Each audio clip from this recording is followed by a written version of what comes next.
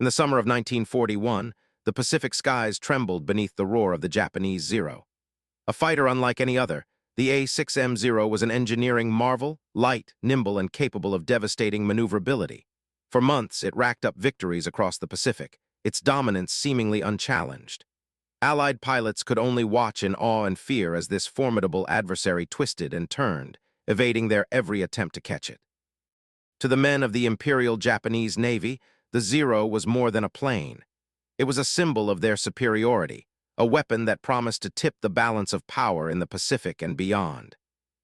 The Japanese, confident in their newfound aerial dominance, believed their Zero would continue to reign unopposed. With every victory, their arrogance grew. Each dogfight was a stark reminder of their machine's unparalleled ability, and in the early days of the war, their conviction seemed invincible. But in the midst of triumph, there was a blind spot. The Zero, for all its glory, was not without its weaknesses. Its lightweight frame came at the cost of durability, and its lack of heavy armor left it vulnerable to sustained fire. Yet, in the rush of conquest, these flaws went unnoticed. As American forces began to regroup, the weight of the Zero's legacy started to shift. It became clear the Allies needed more than just hope. They needed a plane that could challenge the Zero's supremacy. As the Allies pushed back in the Pacific, the skies became a battleground where the Zero's myth was slowly being dismantled, though its presence remained a constant, looming threat. The once invincible aircraft continued to dominate, devastating fleets and forcing American pilots into increasingly perilous situations. And yet beneath the looming shadow of the Zero, a new challenge was emerging. What had once been regarded as the pinnacle of air superiority was now facing an opponent unlike any it had ever seen. The American response was swift. Something was being designed that would not just compete with the Zero, but would one day decimate it. The solution lay in the F-6F Hellcat, a fighter built with one purpose in mind: to take the Zero down in ways no one had imagined. The fate of the Pacific War rested in the hands of these engineers. What they didn't yet know was that the Hellcat, still in its early stages of development, would rewrite the rules of aerial combat forever. By early 1943, the American Navy was at a crossroads. The Zero, though showing signs of vulnerability, remained a fearsome adversary in the Pacific skies. The U.S. needed a solution, an aircraft that could meet the growing demands of the war, one that could stand up to the relentless threats of enemy fighters while also enduring the brutal realities of battle. What the Navy envisioned was not just another fighter, but a new breed of warplane. The F-6F Hellcat, designed to replace the aging F-4F Wildcat. At first glance, the Hellcat seemed to be an improbable challenger. Larger, bulkier, and less agile than the Zero, the new fighter did not immediately inspire confidence. Could it really match the legendary maneuverability of the Japanese A-6M? Many questioned whether the Hellcat, built for durability and raw firepower, could ever be competitive in a dogfight with the nimble Zero. Skepticism ran deep in the hearts of many who had witnessed the Zero's terrifying superiority in the early stages of the war. Yet the Hellcat was not created with agility as its primary focus. Instead, its design prioritized survivability, an understanding born from the lessons of previous combat. A reinforced, sturdy frame, a more powerful engine, and a higher rate of climb were all incorporated into the Hellcat's design. The American engineers knew that to defeat the Zero, they would need an aircraft that could take damage, endure prolonged combat, and return fire with overwhelming power. Speed and maneuverability might have been essential in the past, but the Hellcat was a new kind of weapon, one built for endurance and firepower. The irony of the Hellcat's design became clear as it took to the skies. While the Zero excelled in the art of evasive maneuvering, the Hellcat had a different approach. It could absorb hits that would cripple other planes, return to base, and fight again. Its armament was devastating, capable of delivering a lethal payload in a single pass. While the Zero might dance and dodge, the Hellcat would close the distance and strike with unrelenting force. As the Hellcat entered service, its true strength began to shine through. Not in its agility, but in its resilience. The Hellcat's ability to survive, against overwhelming odds, against multiple hits, became its defining feature. It was a slow, methodical response to the reckless agility of the Zero, and slowly it began to tip the scales in the Pacific. But even as the Hellcat made its mark, one question loomed. Would it be enough to shift the balance of power in the skies? By mid-1943, the tide of the Pacific War was beginning to shift. The Hellcat had entered combat, and for the first time the Japanese Zero faced a true challenge. Once considered the most dominant fighter in the sky, the Zero had held an unshakable reputation among the pilots of the Imperial Japanese Navy. But the Hellcat, with its brutal firepower and unmatched durability, was a force unlike anything the Zeros had encountered. It was no longer the predator, but the prey, as the balance of aerial combat in the Pacific began to tip. At first, the Japanese believed their Zero remained invincible. They had ruled the skies for so long that their confidence was unshakable. They believed that no aircraft, no matter how powerful, could match the Zero's agility and speed. The Hellcat, despite its larger frame and apparent lack of maneuverability, seemed like just another challenger destined to fall short. Yet, as the two aircraft faced off in the skies above the Pacific, something began to shift. The Hellcat's superior armament, its ability to withstand hits that would cripple other planes, and its relentless firepower began to expose the weaknesses in the Zero's design. Early encounters told a different story than the Japanese had hoped. The Hellcat was no slouch in a dogfight. It may not have been as nimble as the Zero, but its guns were more powerful, its armor tougher, and its kill rate steadily climbing. The Zero, once a symbol of invincibility, was now being hunted in the skies. American pilots, once outclassed, now found themselves in a new role, the aggressors. With every engagement, the Hellcat proved that its strength lay not in its agility, but in its resilience. And with each battle won, the legend of the Zero began to erode. The turning point came at the Battle of the Eastern Solomons, where the Hellcat's superiority was undeniable. American pilots racked up kill after kill, outnumbering the Japanese and dismantling their once feared air superiority. The same story played out in the Battle of the Philippine Sea, a decisive moment in the war, where the Hellcat proved itself not just a worthy adversary but a dominant force. By then, the Japanese understood that their aircraft, the one they had relied on for so long, was no match for the new American fighter. The Zeros, once the terror of the Pacific, were being outclassed, and their days of dominance were numbered. As the dust settled over the battlefields of the Pacific, the reality was clear. The Hellcat had changed the rules of the war. What had once been considered a formidable weapon of destruction was now the hunted, and the American Hellcat was the predator. But what no one fully understood yet was that this was only the beginning. The Hellcat was not the only new weapon waiting to shift the balance in the Pacific.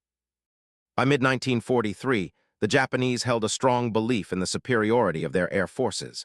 The Zeros, once the unrivaled kings of the Pacific skies, were thought to be the key to maintaining their naval dominance. With their agility and lethal precision, the Zeros had kept the Allies at bay for nearly 2 years. Japanese pilots, confident in their advantage, believed the skies would always belong to them, and the Zero would continue to protect their fleets from the encroaching American forces. But the Allies were no longer standing still. They were pushing deeper into the Pacific, determined to break the stranglehold the Japanese had maintained for so long. The first significant encounter between the Hellcat and the Japanese forces was a shock to the Zero pilots. They had been prepared for battles in which their aircraft's speed and nimbleness would give them the upper hand. What they didn't expect was the sheer strength of the Hellcat, a machine designed to endure, strike back, and never yield. In the skies over the Pacific, where the Zeros had once reigned supreme, the Hellcat was now a harbinger of change. In these early encounters, the Zeros found themselves caught off guard. They could outmaneuver the Hellcat, but they could not escape its relentless firepower. American pilots, once inferior in number and strength, now had an aircraft that could take hits and keep fighting, an aircraft that could turn the tables. There was a cruel irony in these battles. The Zeros had relied on agility, quick turns, and evasive maneuvers to survive, but none of that was enough to defeat the Hellcat. The Zero, designed for swiftness and finesse, could not match the Hellcat's devastating firepower. The Hellcat's guns ripped through the air, and its ability to absorb the damage that would destroy lesser planes made it a true nightmare for the Zeros. Japanese pilots, many of whom had believed their aircraft's superiority was unassailable, were now faced with a machine that could take a beating and keep pressing the attack. For the first time in the Pacific, the Japanese planes were no longer the predators. They were being hunted. As the Hellcat's presence grew, and pilots quickly adapted to their new aircraft. What they had once thought of as an overly bulky design became a machine capable of withstanding the unforgiving trials of battle. The Hellcat's strength wasn't in its speed. It was in its resilience, its ability to endure damage and return fire with an unrelenting vengeance. The American pilots, armed with a fighter that could take on the Zeros in ways they hadn't imagined, soon found themselves in control of the skies. They fought not just with skill, but with the understanding that their aircraft could survive, while the Zeros, fragile and vulnerable, could not. In one pivotal battle, the Hellcats made their mark on history. Wave after wave of Zeros were sent into the air, only to be shot down by the new American fighters. It was a turning point. The Japanese, once so confident in their dominance, found their forces decimated by an aircraft they had not prepared for. The Hellcat's true power was revealed, not in its agility, but in its overwhelming firepower and its ability to endure, turning what had once been a disadvantage into the ultimate weapon. The battle was a revelation.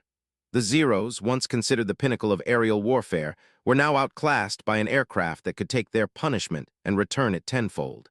But as the Hellcat's success rang out across the Pacific, one question remained unanswered. Would the Japanese forces be able to adapt in time, or had the tides of war already begun to shift irrevocably? By the fall of 1943, the Pacific War had entered a new phase. The skies, once dominated by the nimble, evasive Japanese Zero, were now a battleground of contrasting forces.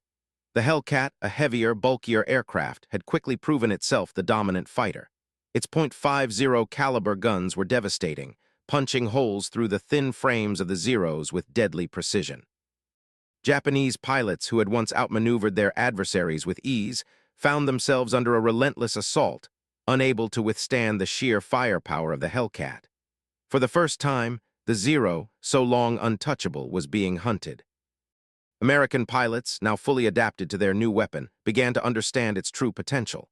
The Hellcat's strength lay not in its agility, but in its overwhelming firepower.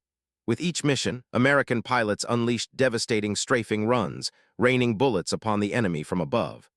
They learned how to turn the Hellcat's weight into an advantage, closing the distance to unleash torrents of gunfire.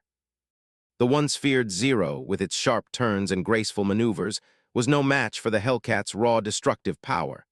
What had been thought of as a cumbersome fighter had become a terror in the skies, methodically cutting through the Japanese fleet of aircraft. The Hellcat, once underestimated, now reigned supreme. Yet despite its successes, doubt lingered among some high-ranking commanders. Many in the Navy still questioned whether the Hellcat could truly replace the Zero's agility. Could a fighter so focused on durability and firepower ever truly match the nimbleness of the aircraft it had been designed to destroy? Some officers, old school in their thinking, were reluctant to fully embrace the Hellcat's potential. To them, the Zero's agility was still the gold standard, a measure of air superiority that the Hellcat could never fully replicate. But the battlefield had already begun to tell a different story. The turning point came with the Battle of the Philippine Sea, where the Hellcat's dominance became undeniable. In the largest carrier battle in history, the Hellcat decimated wave after wave of attacking Zeros. It was here that the myth of the Zero's invincibility was shattered. The American pilots, armed with their new weapon, proved that firepower, durability, and resilience could overcome what had once been considered the ultimate advantage. The Zeros, once the pride of the Japanese fleet, were no longer the kings of the sky. As the battle ended, the realization was clear. The Hellcat had not just proven itself as a worthy adversary, but had become the weapon that would define the future of aerial combat in the Pacific. But in the aftermath of this victory, the question lingered. How much longer could the Japanese adapt before the Hellcat's reign became irreversible? By 1944, the Pacific War was entering a decisive phase. The Allies, now armed with the formidable Hellcat, had gained a foothold in the air, and their strategy was evolving. No longer focused solely on individual dogfights, American commanders began to realize the full potential of the Hellcat. With its proven success in combat, the Hellcat was no longer just another weapon in the arsenal. It had become the cornerstone of the Allies' air superiority. The strategy shifted from pure engagement to coordinated offensive operations, using the Hellcat's strengths in ways the Japanese had not anticipated. This shift marked a crucial evolution in how battles would be fought in the skies. As the Hellcat's kill ratio soared, the once feared Zeros found themselves increasingly outclassed. The agility that had made them so formidable in the early years of the war could no longer protect them from the Hellcat's sustained and brutal attacks. The American pilots, now skilled in exploiting the Hellcat's durability and firepower, had learned how to dominate the skies. No longer was it enough for the Zeros to outmaneuver their opponents. They could not outrun the relentless assault of the Hellcats' .50 caliber guns. What had once been an unmatched symbol of Japanese superiority was now being overwhelmed by an aircraft that could take a beating and deliver far more than it received. The irony was impossible to ignore. The Zero, the aircraft that had defined Japanese air supremacy, had become a relic of a bygone era. It had once represented the pinnacle of aviation design, its speed and maneuverability feared by all who encountered it. But in the face of the Hellcats' sheer might, the Zero's advantages had been stripped away. It was no longer the predator, it had become prey. The Hellcats' presence in the skies signified a new reality, one in which the Japanese could no longer rely on their superior agility to win the day. Instead, it was a battle of endurance, firepower, and the ability to adapt to the changing tides of warfare. The turning point came in key battles like Iwo Jima and Okinawa, where the Hellcats' dominance became undeniable. In these pivotal engagements, the American aircraft seemed to reign uncontested, shooting down wave after wave of Japanese fighters. The Japanese, already stretched thin by the demands of war, were unable to keep pace with the relentless American assault. The Hellcats' ability to clear the skies of enemy aircraft, its resilience in combat, and the coordinated strategy of the Allies marked the turning of the tide in the Pacific. What became clear in the aftermath of these battles was that the Zero, for all its agility, could not match the Hellcats' firepower, resilience, and the growing experience of its pilots. The Japanese aircraft, once the pride of their air forces, were no longer capable of holding back the relentless American pursuit. The Zero's time had passed. But as the Hellcat continued its relentless pursuit across the Pacific, one question remained. Could the Japanese forces find a way to adapt, or was this the beginning of the end for their air superiority? By 1944, the Pacific War had reached its peak. The Hellcat, a machine once doubted and underestimated, had proven itself time and time again. Yet even as the American fighter racked up victories, the Japanese were not idle. The Zero, still a symbol of Japanese aerial prowess, was not ready to concede its dominance without a fight. Japanese pilots began to adapt, altering their tactics in a desperate bid to regain control of the skies. But no matter how they maneuvered or adjusted, they could not overcome the Hellcat's relentless superiority. Time and again, the Zeros fell to the Hellcat's heavy guns, its unyielding firepower cutting through the thin-skinned enemy aircraft with lethal precision. Each failed attempt to regain their air superiority pushed the Japanese closer to defeat, as the Hellcat continued its dominance. American pilots, now fully in command of their aircraft, had learned to use the Hellcat's strengths to their advantage. They embraced the Hellcat's design, its firepower, and its remarkable durability, using it not just as a fighter, but as a tool for surgical strikes. Surprise attacks became a trademark of the Hellcat's new tactics. Allied pilots learned to strike from above, catching the enemy off guard and using their Hellcats' superior firepower to decimate Japanese formations before they had a chance to react. It was a brutal lesson for the Japanese. Despite their aircraft's speed and agility, they were no match for the Hellcats' ability to rain down devastating fire from above. In this new kind of warfare, speed was no longer the ultimate advantage. The Hellcat's unrelenting barrage proved that firepower, strategy, and resilience could win the skies. Meanwhile, engineers and designers continually refined the Hellcat to optimize its combat effectiveness. Each new model incorporated lessons learned from the battlefield, making the aircraft even more lethal and versatile. Its design was continuously adjusted to ensure that it could withstand the harshest conditions of battle while delivering unparalleled damage to enemy forces. The Hellcat was no longer just a machine. It had become the backbone of the Allied naval air forces. Its versatility allowed it to adapt to different missions, whether protecting carriers, intercepting enemy bombers, or hunting down Zeros, making it a critical part of the Allied strategy to push back the Japanese. What had once been a bold experiment was now the dominant force in the Pacific. The irony of the Hellcat's success was not lost on anyone. The Zeros, for all their nimbleness and speed, were constantly outmatched by the American fighter. The very qualities that had made the Zero so formidable in the early years of the war, the agility, the lightness, and the ability to outmaneuver, had become liabilities in the face of the Hellcat's firepower.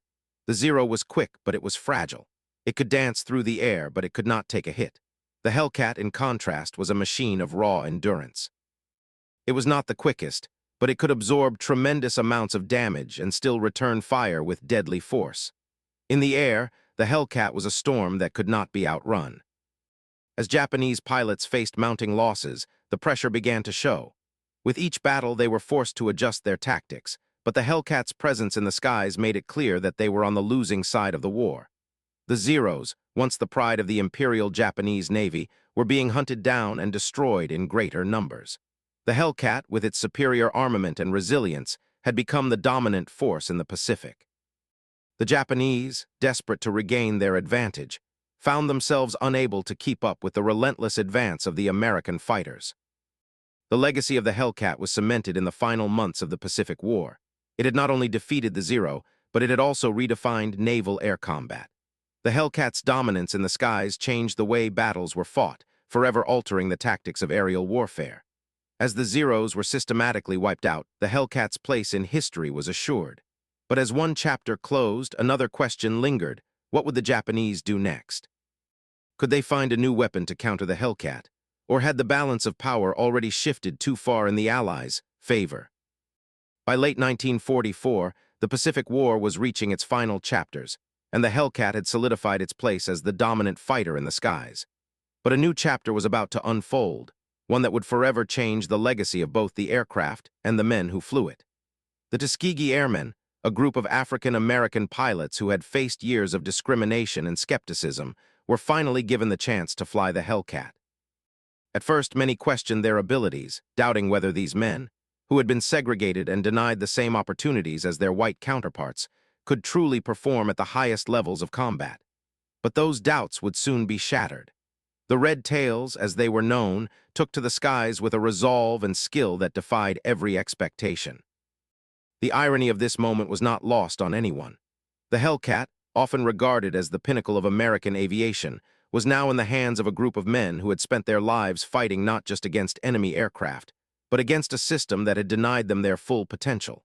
Yet, as they climbed into their Hellcats, the Tuskegee Airmen proved that the aircraft's superiority was not just about its technical specifications. It was about the pilots who flew it.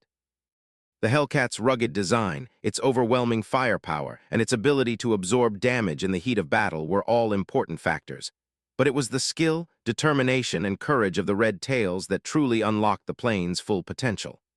Their success in the Hellcat was a testament to the fact that, when given the chance, the best pilots, regardless of race, could turn the tide of war. The turning point came as the Tuskegee Airmen achieved victory after victory in the skies over the Pacific. The success of the Red Tails with the Hellcat became a powerful symbol of overcoming prejudice. They had faced not only the dangers of war but the weight of social injustice, and now they were proving their worth on the battlefield. In doing so, they helped to shatter the myth that African Americans were incapable of flying at the highest levels of combat. As they soared through the clouds, each victory was not just a blow against the Axis forces. It was a triumph of human potential and perseverance. The Red Tails were showing the world that they were every bit as capable as their white counterparts, if not more. As the war continued, the Red Tails adapted to the Hellcat, learning its nuances and quirks, refining their tactics, and becoming some of the most effective and decorated pilots of the war. Their mastery of the Hellcat's strengths, its firepower, its durability, and its ability to carry out precise, coordinated strikes made them an unstoppable force in the Pacific theater. They faced formidable challenges, but the Hellcat in their hands became an instrument of devastation. Their success was not just a personal victory. It was a demonstration of the Hellcat's adaptability and the enduring legacy of both the aircraft and its pilots. In the end, the Red Tails' legacy was forever intertwined with that of the Hellcat. Their triumphs in the skies proved that the Hellcat's true strength lay not only in its design but in the hands of those who flew it. The Red Tails' victories illustrated how, when given the opportunity, the right pilot and the right machine could overcome any odds. The Hellcat's enduring legacy would forever be linked to their courage, their resilience, and their ability to defy the prejudice that had sought to keep them grounded. As the war drew to a close, the Red Tails had proven themselves as not just heroes, but as symbols of a new era, one in which capability, courage, and perseverance defined a person, not the color of their skin. The question remained, What would the world do with this newfound understanding of potential and equality? Could this victory over prejudice extend beyond the skies, changing the course of history on the ground as well? By early 1945, the Pacific skies were no longer the same. The tide of the war had shifted dramatically, and the Hellcat, once a humble contender in the battle for air superiority, had proven itself as the undisputed king of the skies. Its legacy, however, was far from secure. The Japanese, unwilling to surrender their grip on the skies, introduced new, more desperate tactics. Among them were the terrifying kamikaze attacks, a last-ditch effort to inflict as much damage as possible. These suicide pilots, determined to crash their aircraft into Allied ships, presented a new challenge that the Hellcat was not originally designed to combat. Yet, despite the terrifying nature of these attacks, the Hellcat proved more than capable of adapting. Its guns, its maneuverability, and its ability to withstand the chaos of the Pacific battlefield allowed it to continue its reign unchallenged. For the Hellcat pilots, the challenge was clear: defeat these new threats while maintaining control of the skies. The kamikaze tactics pushed the Hellcat to its limits. Yet even in the face of these devastatingly reckless attacks, the Hellcat continued to outperform. It was more than just a machine. It was a symbol of the Allies' resolve, a fighter that refused to be outclassed. As Japanese planes spiraled toward their targets, Hellcats tore through the air, intercepting them with brutal precision. The skill of the pilots who flew them, honed over years of combat, ensured that the Hellcat would not just survive but excel. What had begun as a machine designed to counter the Zero had now become the ultimate weapon in an increasingly desperate struggle.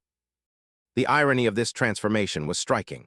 The Zeros, once the unquestioned kings of the Pacific skies, had become little more than prey in the hands of the Hellcat pilots. It was almost inconceivable. The Japanese aircraft, once revered for their speed and maneuverability, were now being hunted down by the very fighter that had been dismissed as too bulky, too slow, too cumbersome. The Hellcat had risen from obscurity to dominate the skies, and the Zeros, which had once ruled with impunity, were now being erased from the heavens by the very weapon they had underestimated. It was a stark reminder that, in war, nothing is ever truly certain. The advantage could shift in an instant, and the mightiest of forces could fall before the persistence of something unexpected. The turning point came as the Hellcat proved itself not only capable of handling the new threats, but of securing air superiority in the face of them. Kamikaze attacks, which had once sent shockwaves through the Allied fleet, were now being repelled with astonishing efficiency. The Hellcat's heavy armament made it ideal for intercepting these desperate suicide missions, and its resilience allowed it to endure the chaos of these encounters. No longer just a fighter for dogfights, the Hellcat had become a true guardian of the fleet, defending the ships and men of the United States Navy with deadly accuracy. What had once seemed like a perilous challenge was now a routine operation. The kamikaze attacks, though horrifying in their audacity, were no longer enough to shift the balance of power. As the war in the Pacific dragged on, the Hellcat's legacy was solidified, not just as a plane that fought against the Zero, but as the aircraft that reshaped the entire nature of aerial combat. Its dominance was not a fluke, nor the result of a temporary advantage. It had become a part of the Allies' strategic framework, the backbone of their efforts to secure air superiority. More than just an aircraft, the Hellcat represented the changing tides of the war, one in which determination, innovation, and the willingness to adapt determined the outcome. In the final stages of the war, the Hellcat's reign in the skies was undisputed. The Japanese, facing mounting losses and unable to find a way to counter this new force, began to see their dominance slip away. But even as the Hellcat's place in history was cemented, a new question lingered in the air. What would become of the technology and strategies that had made the Hellcat so formidable? C. Would its legacy be applied to the new world that would emerge after the war?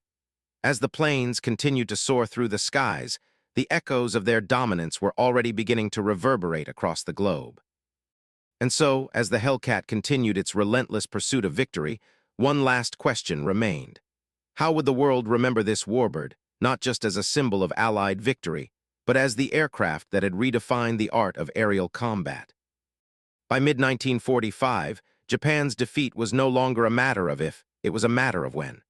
The Zero, once an unstoppable force in the skies, had become a symbol of what was lost. Despite their dwindling numbers, the Japanese pilots launched one final attempt to regain control of the air, desperate for a victory that seemed ever more elusive. They took to the skies in a last-ditch effort to defend their homeland, but the Hellcat, the aircraft that had reshaped the balance of power in the Pacific, was waiting for them. The struggle that followed was not just a battle of machines, but a collision of eras. The Zero, now the shadow of its former glory, fought on, but it was no match for the Hellcat's overwhelming dominance. The Hellcat's performance in this final phase of the war was a testament to its design, its adaptability, and the skill of the pilots who flew it. With every mission, the Hellcat struck harder and faster. The Japanese forces could no longer control the skies. Strategic bombing campaigns ravaged their infrastructure, while Hellcat patrols decimated any remnants of resistance. The Zeros, though still deadly in the hands of skilled pilots, could no longer hold the line. The Hellcat's superior firepower, its ability to absorb damage, and its growing tactical advantage made it the definitive weapon in the Allied arsenal. What had once been a battle of speed and agility had become a battle of endurance and overwhelming firepower, and in this new world of combat, the Zero was simply outclassed. The turning point came during the final battles of the Pacific, where the Hellcat's dominance became undeniable. The Zeros, their numbers thinning with each encounter, launched what could only be described as a final, desperate stand. They fought with everything they had, hoping to turn the tide in their favor. But as each wave of Japanese fighters met the Hellcat's guns, the futility of their efforts became clear. The Zero, once the undisputed king of the skies, was now a relic, clinging to a myth of invincibility that had long since crumbled. The Hellcat was no longer just a fighter. It was the harbinger of the end of an era, the weapon that had broken the back of Japanese air power. As the battle for control of the skies over Japan raged on, it became increasingly clear that the outcome was no longer in doubt. The Hellcat had solidified its place in history, not just as an aircraft that could defeat the Zero, but as the aircraft that would dominate the skies over Japan and secure Allied victory. With each mission, the Hellcat pushed the Japanese forces back, further unraveling their ability to fight in the air. The sky, once an area of fierce contest, had become an American domain. The Zero, the aircraft that had struck fear into the hearts of pilots around the world, was no longer a threat. Its time had passed, eclipsed by a machine that combined power, precision, and resilience. The Hellcat's legacy was no longer just about its triumph over the Zero. It was about its sheer innovation, its adaptability, and the pivotal role it played in reshaping naval air combat. Its firepower, once seen as its greatest weakness, had become its greatest strength. It had not only outclassed the Zero, but had done so with the unwavering persistence of its pilots and the unrelenting strategy that had been developed to take full advantage of its capabilities. The Hellcat's supremacy was not just a victory in the air. It was a victory of American ingenuity and determination. As Japan faced inevitable defeat, the Hellcat had proven its place in history. It had not simply been the aircraft that replaced the Zero. It had been the force that broke the back of Japanese resistance in the skies. The battle for air superiority over Japan was an American victory, secured through the Hellcat's sheer power, adaptability, and relentless pursuit of dominance. The Zero, once feared across the Pacific, was now relegated to history, its reign in the skies forever ended by the aircraft it had once scorned. But as the dust settled over the final battles of the Pacific, one question remained. What would the future of aerial warfare look like, now that the Hellcat had redefined the very nature of combat in the skies? The answer, as it would soon reveal, was only just beginning to unfold. As the final days of the Pacific War unfolded, the skies above Japan became a testament to the relentless march of change. The Zero, once the pride of the Imperial Japanese Navy, found itself increasingly irrelevant. The overwhelming superiority of the Hellcat, an aircraft once underestimated, had decisively shifted the balance of aerial combat. The Zero's once formidable reputation, built on speed and agility, was now nothing more than a memory, overtaken by the raw power, adaptability, and firepower of the American fighter. The struggle for air superiority in the Pacific, which had once seemed so uncertain, had become a one-sided contest.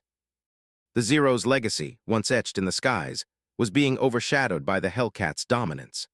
The Japanese, with their one sun-beaten fighter, could no longer hold their own in the face of the growing storm of Allied aerial power.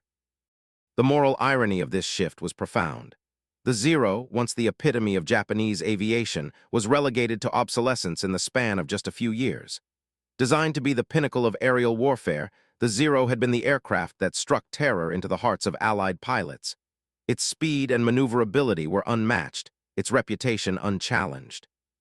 But in the unforgiving crucible of war, the Zero's weaknesses, its lack of durability and its vulnerability to concentrated fire, had been ruthlessly exposed. In the face of the Hellcat's sheer firepower and resilience, the Zero, once thought to be unbeatable, had become just another casualty of war. The irony was not lost on anyone. The aircraft that had once ruled the skies had become a relic, outclassed by a plane that was built for endurance, not speed. The Hellcat had, in its unrelenting pursuit of victory, stripped away the Zero's myth of invincibility. The turning point came in the final air battles over Okinawa and the Philippines, where the Hellcat's superiority became undeniable. These battles were pivotal, marking the last significant confrontations in the Pacific theater. As waves of Japanese aircraft, including the Zero, launched desperate attacks, they were met with the full might of the Hellcat's guns. Each engagement was a stark reminder of the changing reality of the Pacific War. The Hellcat, with its superior armament and ability to withstand damage, tore through the skies, turning the tide of battle decisively in favor of the Allies. The Zero, no longer the agile predator it once was now the prey. In these final confrontations, the Hellcat did not just defend the skies, it owned them, relentlessly pushing the Japanese forces back. The Zeros, even in the hands of their most experienced pilots, were no match for the Hellcat's brutal efficiency. The revelation was clear. The Zero, once the most feared aircraft in the Pacific, was now a footnote in history. The stories of its incredible agility and deadly precision, once revered as the peak of aviation technology, had been eclipsed by the enduring legacy of the Hellcat. What had begun as a formidable weapon had been overtaken by one that was far more adaptable, far more lethal. The Hellcat's ability to outgun, outlast, and outmaneuver the Zero in every engagement had made it the true king of the skies. The Zero, once a symbol of Japanese ingenuity and military might, was no longer a contender. It had been outclassed, outflown, and outgunned. In the end, the Hellcat proved a powerful lesson. In war, it is not just speed and agility that lead to victory. It is adaptability, resilience, and overwhelming firepower. The Hellcat had evolved in response to the challenges posed by the Zero and had ultimately proven that raw firepower and the ability to take damage could overcome even the most nimble opponent. What began as an experiment to challenge the dominance of the Zero had become the decisive factor in the Allies' victory in the Pacific. The Hellcat had redefined aerial combat and had done so with an efficiency that left no room for doubt. The era of the Zero was over. The aircraft that had once been the backbone of Japanese air power was now a relic, outclassed by the machine that had hunted it down. But even as the war neared its end, one question lingered. How would the lessons learned from the Hellcat's success be applied in the future of aerial warfare? Could the innovations that had defeated the Zero give birth to the next generation of fighters, or had the nature of war already changed forever? The world would soon find out. By 1945, the Pacific was a battlefield in its final throes. Japan's power had been broken, its resources stretched thin, and its military machinery crumbling under the weight of relentless American pressure. The Allies, driven by the prospect of final victory, had already made their way through the Pacific Islands, each conquest bringing them closer to Japan's home islands. It was here, on the verge of this final confrontation, that the Hellcat would prove its crucial importance in securing the end of the war. The Hellcat, long established as the dominant force in the Pacific skies, now found itself the backbone of the final push into Japan. With its formidable firepower, resilience, and tactical adaptability, the Hellcat provided the air superiority needed to execute the final stages of the war. It was more than just a fighter, it was the key to securing victory. Each airstrike that tore through the skies of Japan was a decisive blow, a step closer to the end of the Pacific War. The Hellcat's presence in these final operations was a constant reminder that the balance of power had irreversibly shifted. What had once been a war for dominance in the skies was now a campaign for total victory. As American bombers carried out strategic strikes on Japan's infrastructure, the Hellcat circled above, clearing the way. Its guns, still lethal as ever, tore through the remnants of Japanese aircraft in desperate defense, proving that the Hellcat was not just a fighter, but a weapon that reshaped the very nature of aerial combat. The Japanese, having thrown everything they had into defending their homeland, could do little to withstand the Hellcat's onslaught. With every passing day, the Japanese resistance waned, and the Hellcat's dominance only grew more undeniable. Each strike from above was not just a victory, It was a death knell for the once mighty Zero. The turning point of the Pacific War had arrived. Even in their final desperate attempts, the Japanese aircraft, most notably the Zero, could not stand against the Hellcat. In the face of overwhelming American firepower, the once feared Zero was now a shadow of its former self. The Japanese pilots, no longer able to rely on their aircraft's maneuverability, found themselves outmatched by the Hellcat's superior guns, armor, and strategic support. As waves of Japanese planes made their final stand against the American advance, they were torn from the sky, helpless before the Hellcat's might. What had once been a symbol of Japan's air superiority was now nothing more than cannon fodder in the face of the Hellcat's enduring power. The Zero, in its final moments, could do nothing but fall. The Hellcat had sealed its fate. Through relentless pursuit, it had proven itself as not just an adversary, but as the aircraft that had ended the reign of the Zero for good. The moral victory of the Hellcat's role in the war's conclusion was undeniable. It was not just the superior firepower, nor the cutting-edge engineering that marked its success. It was the innovation, the resilience, and the ability to adapt to the ever-changing landscape of war that had allowed it to become the undisputed king of the skies. The Hellcat had been designed to meet a specific challenge, to take down the Zero, to break the Japanese air superiority. But in the process, it had done far more than that. It had transformed the course of aerial warfare. Its legacy would not be defined solely by its triumphs over the Zero, but by its adaptability, its power to evolve as the war demanded. The Hellcat had been the weapon that allowed the Allies to break through the defenses of Japan's airspace, opening the door for the final assault on the Japanese homeland. It had become not just a symbol of military success, but a testament to the spirit of innovation that had won the war. As the Pacific War drew to a close, the Hellcat remained in the skies, an untouchable force. Its success marked the end of Japan's fight for air dominance and the beginning of a new era in warfare. The Hellcat had proven time and again that when faced with seemingly insurmountable odds, resilience, innovation, and adaptability were the true determinants of success. It was no longer just an aircraft. It had become a symbol of victory. The skies over Japan, once a fierce battleground, now stood as a reminder of the Hellcat's legacy. The war had ended, but the question remained. How would the lessons learned from the Hellcat's supremacy shape the future of warfare, and what new challenges would the next generation of fighters face? The Pacific War ended, the Hellcat as the undisputed king of the skies. But in the echo of its victory, there lingered one final question. What would the world do with the lessons it had learned from this war, and how would it prepare for the challenges that lay ahead? The Hellcat had redefined aerial combat, but as history would show, the next battle was already on the horizon.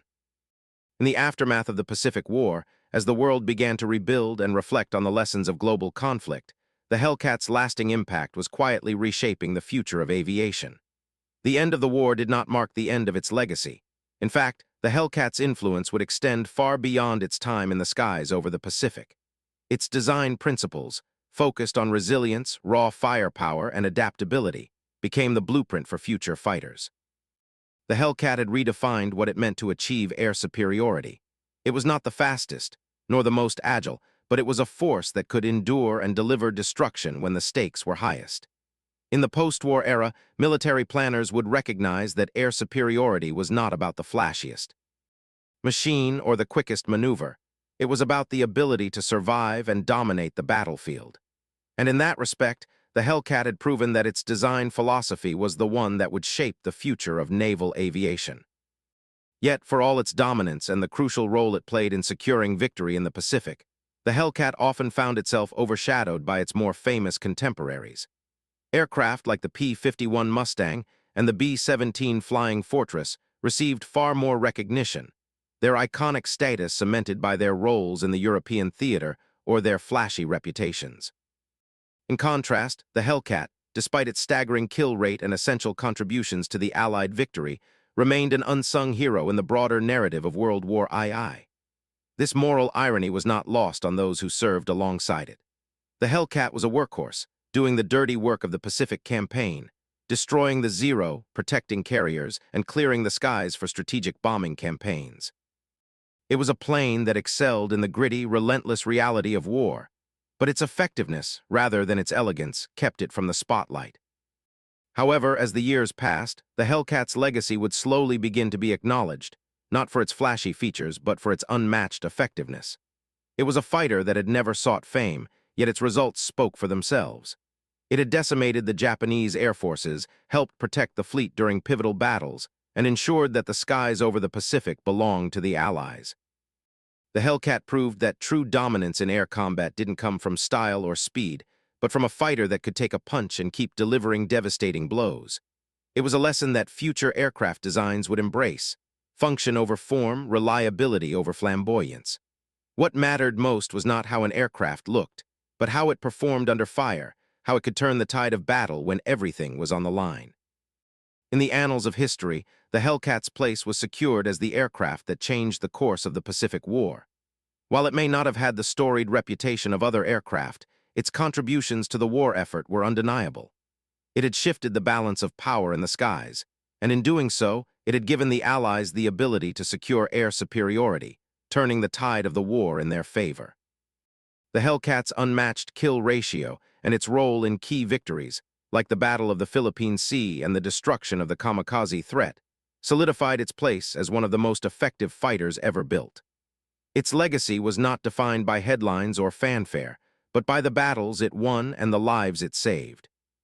The true legacy of the Hellcat, however, lies not just in the battles it won, but in the ground it helped liberate. As the Pacific Campaign came to a close and the war shifted towards the rebuilding of a war-torn world, the Hellcat remained a symbol of the power of innovation, resilience, and determination. It was a fighter that had fought not for glory, but for the survival of the Allied forces.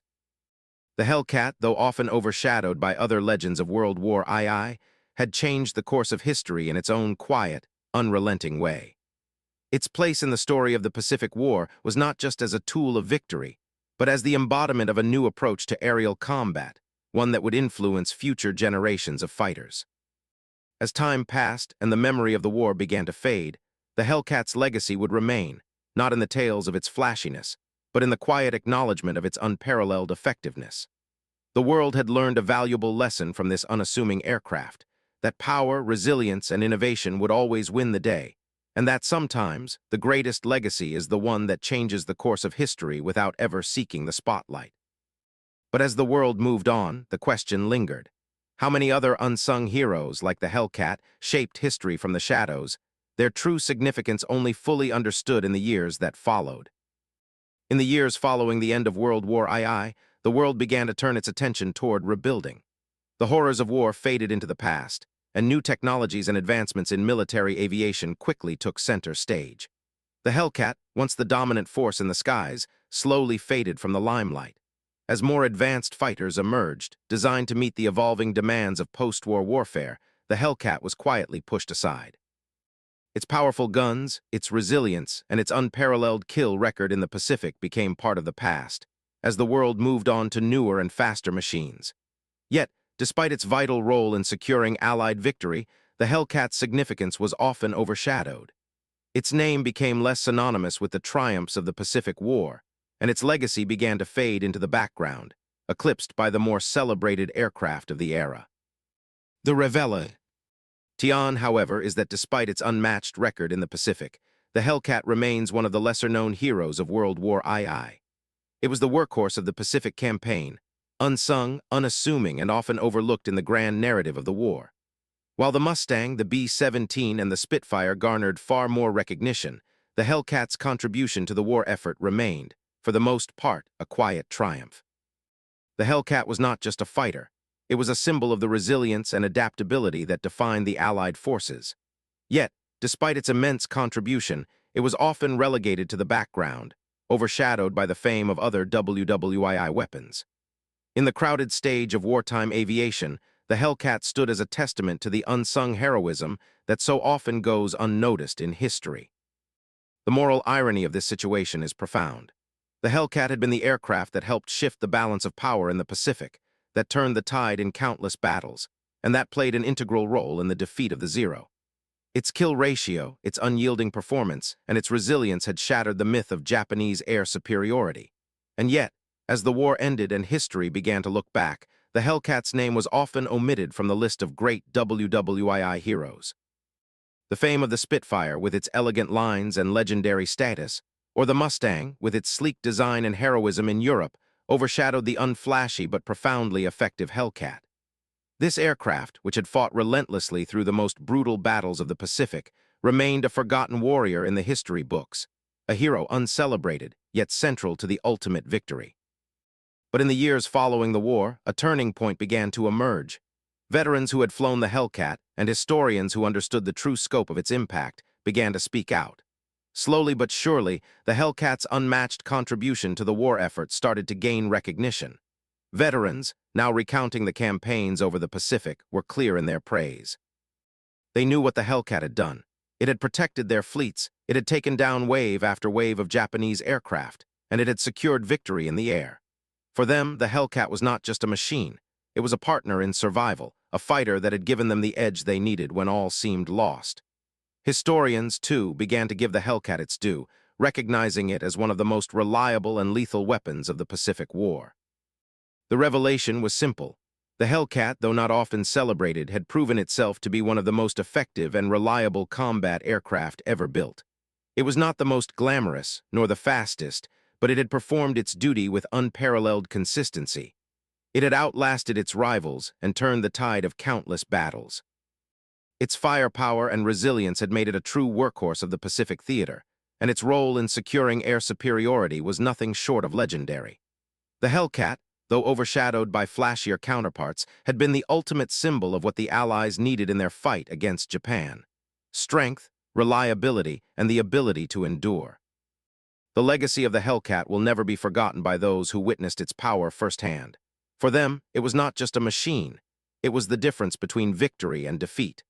The pilots who flew it knew that their lives depended on its resilience and firepower. They had seen firsthand how it could take on the best of the enemy and come back, time and again, with victory in hand. The Hellcat may have been the forgotten hero of the Pacific War, but its legacy lives on in the stories of those who flew it and those who benefited from its enduring power. In the end, it was not the aircraft that gained fame, but the lives it saved and the victories it won. And in that, the Hellcat's place in history was secure. But as the world moved on, the question remained: how many other unsung heroes, whose true contributions were only fully realized years later, shaped the course of history? What other silent warriors remain hidden in the shadows, waiting for their moment to be remembered? The F-6F Hellcat's journey to supremacy in the skies of the Pacific wasn't just about its design, nor was it merely about the victories it helped secure. It was a story of resilience, a testament to the power of endurance and firepower in the face of seemingly insurmountable odds. In the early days, many dismissed the Hellcat. Some laughed at its bulky frame and its lack of the grace and speed that characterized the legendary Japanese Zero. To the untrained eye, it seemed like an inferior machine, a clumsy predator in a world of agile hunters. They mocked it, unsure that this workhorse could ever stand up to the Zero's well-earned reputation. But as the war unfolded and the Hellcat racked up its victories, those same critics were forced to eat their words.